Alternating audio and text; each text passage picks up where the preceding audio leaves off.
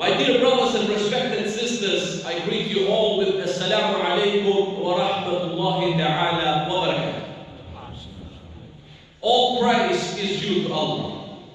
We bear witness and we testify that there is no deity worthy of worship except Allah subhanahu wa ta'ala.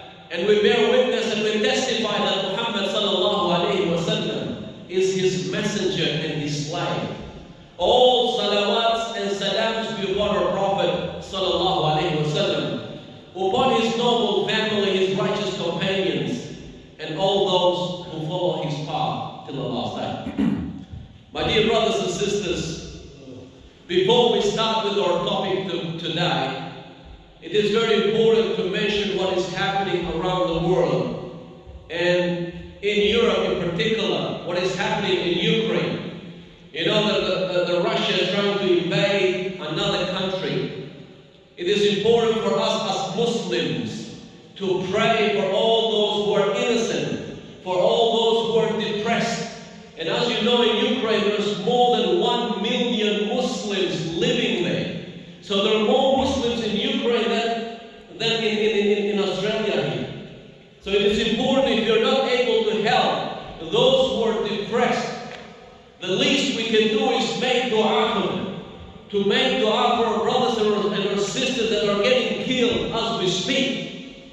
I ask Allah subhanahu wa ta'ala to make it easy for them. I ask Allah subhanahu wa ta'ala to destroy all the oppressors wherever they are, Ya Rabbal Alameen. I ask Allah subhanahu wa ta'ala to help our Muslim brothers and sisters in Ukraine, in Palestine, in India, in Myanmar, wherever they are, Ya Rabbal Alameen. And I ask Allah subhanahu wa ta'ala to protect all those innocent people wherever they are, Ya Rabbal Alameen. It is important, my dear brothers and sisters, to mention this because as for myself, I have been through a war in Kosovo in 1999. I have seen everything. I have seen people getting killed. I've seen people getting massacred. And I know how it feels for those people that are living out there. And I was thinking about this even last night, subhanAllah. I said to myself, even though we see those videos every single moment, you know, that they post on social media, but at the end of the day, what happens is when we go to our beds, we sleep and we move on with our lives. And as human beings, we can easily forget.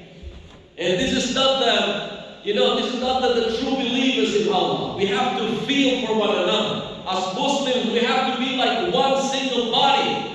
If anything hurts in our body, a finger, a toe, the whole body should feel that pain.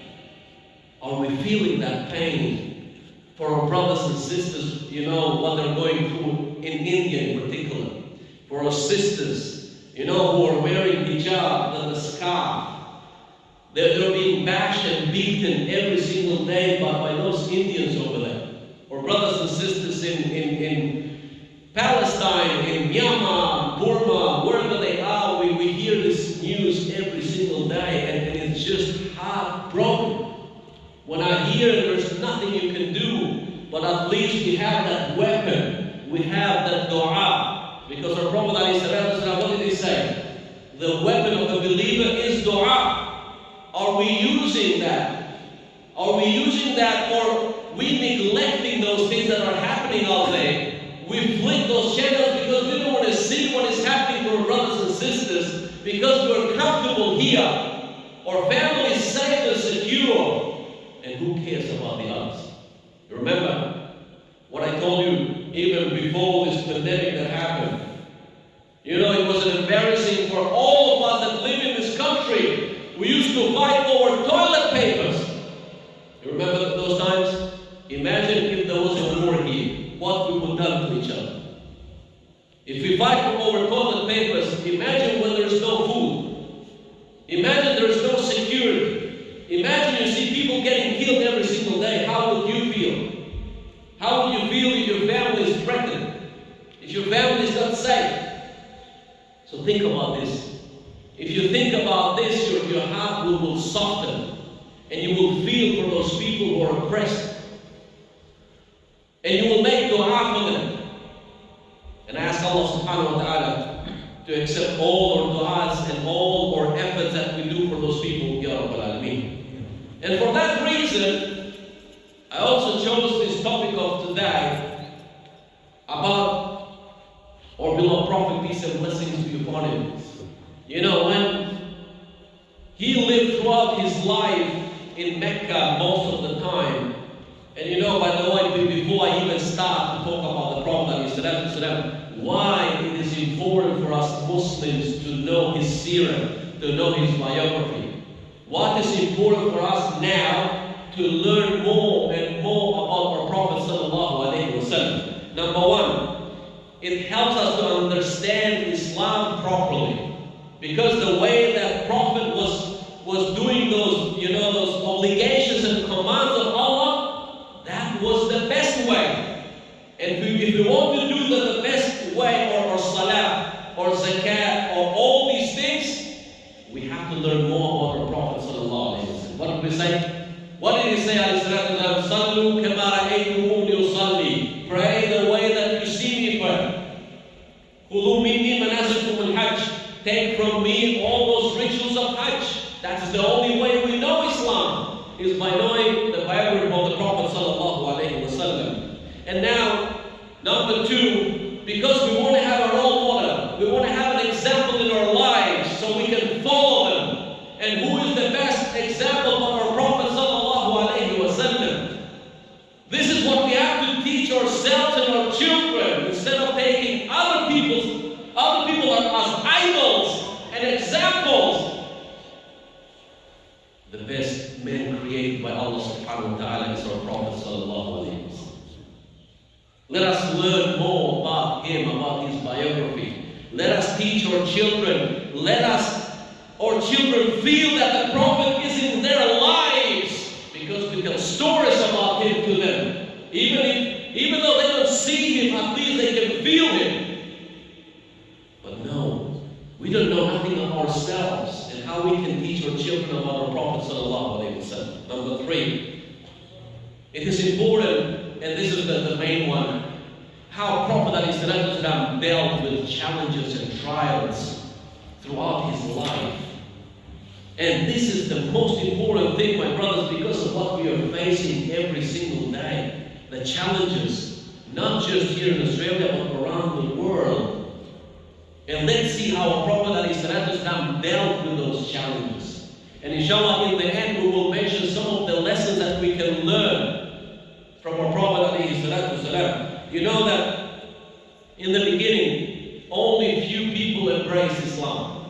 Prophet ﷺ when he became a prophet, he was by himself no more. And then he conveyed that message to his wife Khadija radiallahu ta'ala anha, and then only few people embraced Islam.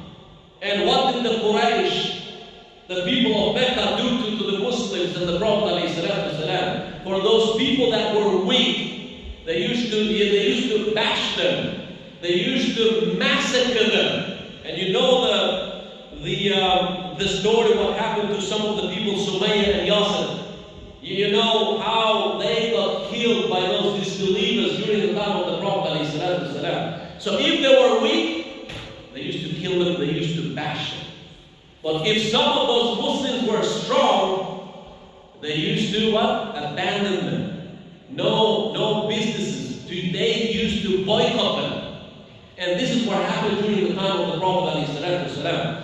And in terms of the Prophet and the believers, because there were some people alive, what they used to do is they used to insult the Prophet, but mainly verbally. They used to insult him, you know, even Quran recorded that they used to call him a madman, and they used to call him a magician, a soothsayer, and all these kind of bad names, and even more. You know why? Because they said he is the nephew of Abu Talib. His uncle was a chieftain. His uncle was a chieftain. Even though he never embraced Islam, but they used to respect, and some of them fear him. So because the Prophet was his nephew, they used to insult him only verbally in the beginning. What happens next is that year where Prophet ﷺ lost his uncle. This person, this uncle of his, became old and he died eventually.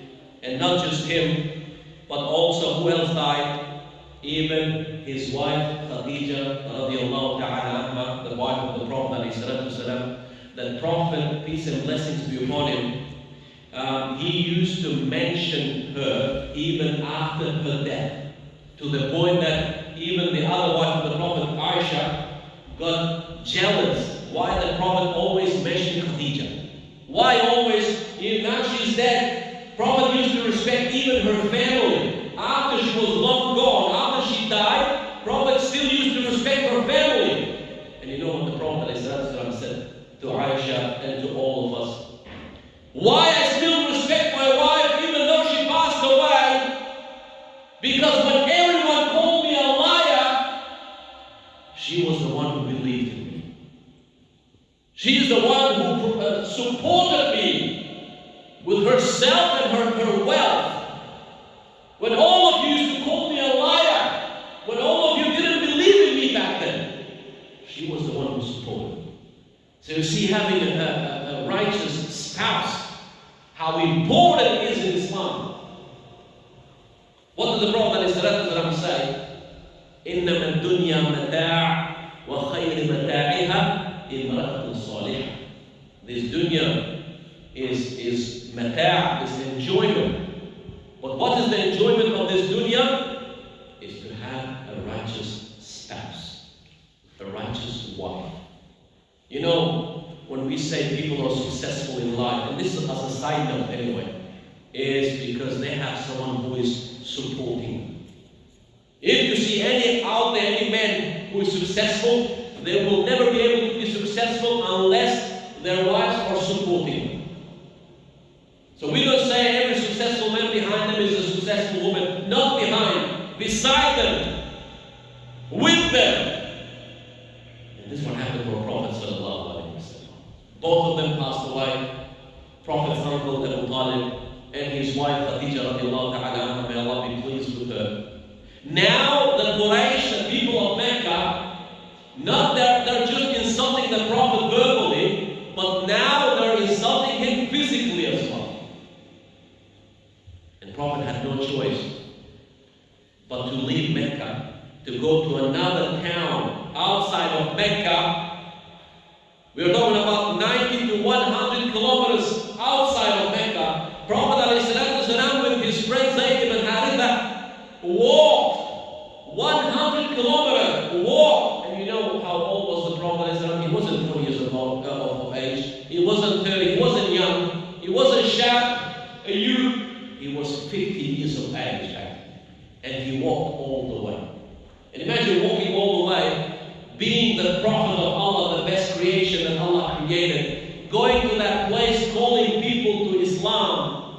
And he stayed there for 10 days, knocking on their doors to convey the message of Islam to them. And for 10 days, no one responded. And they didn't just do that, but they prepared something for him, even worse. They gathered all their children and their fools to throw stones and pebbles at the Prophet ﷺ, to the point that the Prophet ﷺ was bleeding. Conveyed the message of Islam, and that's how he got treated. So anytime when you convey the message of Islam, and any time that you do things for Allah's sake, don't worry what happens to you. Don't worry how people treat you. All you should care and we should care is what Allah thinks of us, not other people. Because if you wait to make people happy, that will never happen. Follow the sunnah of the Prophet sallallahu alaihi wasallam. And what happened next? You know, Prophet ﷺ left, and you know, Allah subhanahu wa ta'ala sent Jibreel alayhi salam. And Jibreel said, if you just say yes, I will take these 2 mountains and throw on top of this town. Destroy them completely. And not just that, but destroy all the people of Mecca as well. No. Prophet didn't say that. This is not the message of Islam. Prophet didn't care about himself bleeding. All he cared whether Allah is pleased with him. If Allah is angry with him, has he done something wrong? What do we learn from this, my dear brothers and sisters? Number 1, patience. To achieve something, don't expect this to come easy.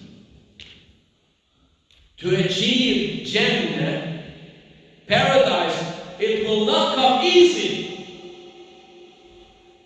It takes sacrifice. It takes patience. People are going to say things about you. People are going to insult you. People are going to whatever make up stories about you. Every time you feel down, just look up the life of the Prophet ﷺ. How patient he was. You know why? Because he never put himself before his mission. His mission was always first, no matter what happened to him. So with everything in life, it requires patience. What did Allah subhanahu wa ta'ala tell us in the Quran? يَا الَّذِينَ آمَنُوا اسْتَعِينُوا بِالصَّبْرِ وَالصَّلَاةِ. Or you believe? First Allah mentioned what? Sabr. And then He mentions salah. Sabr is such a great virtue, my dear brothers and sisters. Not everyone is able to be patient. Even when it comes to our family members, and that's what requires to be patient the most. Starting with our family first. Are we patient enough? Do we have angry issues? Especially with the young ones. Go back and learn more about the Prophet ﷺ. Number 2, which is also we lack in this as Muslims, is being compassionate towards others. What we do is we start judging straight away. And not just among ourselves, but also with non-Muslims. Straight away we judge other people. We're not compassionate towards them. We don't give them the benefit of the doubt. Someone we see in front of something, straight away, what he was doing here. One of the scholars, Egyptian, Sha'rawi, those of you that study Islam, you've heard of this scholar. He happened to be in front of a cinema in Egypt. We're talking about in the 60s, 70s back then. And one guy, he saw that Sha'rawi is a famous scholar. He said, Imam, what are you doing here? Because he thought that he just came out of cinema. What brought you here? He said, the one who brought you here, he is the one who brought me here as well. Another scholars in the past, just to give you a bit of an idea, they said if we see someone who is having a bottle in his hand, and he is not walking straight, but he's making those signals, and we know what those people are doing. He said, Wallahi, even then, I will try to think and convince myself that maybe in his bottle is water, but not something else. We don't see people with bottles in their hands. No, we want to make up stories so we can put others down. Especially in social media. Especially we dig in just to find something to put anyone down. But if you try that, it will come back to you. And Allah will embarrass you in front of others. So show compassion. Show mercy. Because Allah sent the Prophet as what? As mercy to all humanity, all mankind. And if you want to learn mercy, go learn the biography of the Prophet ﷺ, the way that he dealt with those people that used to persecute him, used to bash him, used to insult him. And yet he was compassionate. That's why he was successful. Because he was lenient. He was compassionate. He showed mercy towards us. And the last one, to learn, my dear brothers and sisters, that after every hardship, there is ease.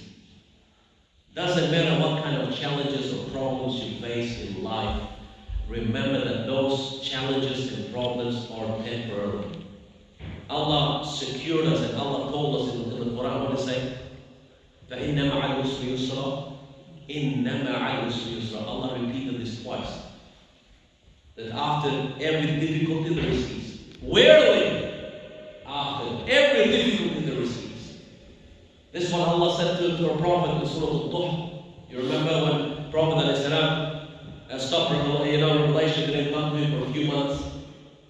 If you read this surah, it will be sufficient for you to know how compassionate, how good was the Prophet ﷺ, and how Allah reminded him.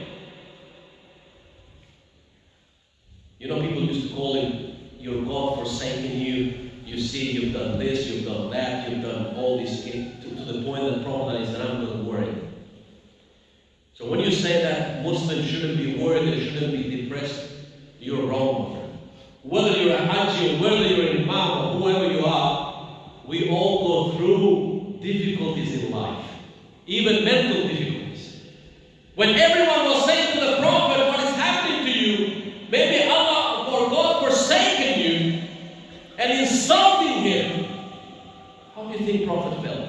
He's a human being after all. And Allah, what did Allah? And I want you to go back and read Surah Al-Duh. How Allah reminded him that whatever you were facing until now, whatever comes afterwards will be better for you. So any challenges that you face, my dear brothers and sisters, number one, do your best. Do your best. And when you do your best, after that, put your trust in Allah subhanahu wa ta'ala. Leave the rest to Allah. Allah will take care of you. Allah will take care of your affairs. But the key to that is for us to fear Allah, for us to acknowledge Allah.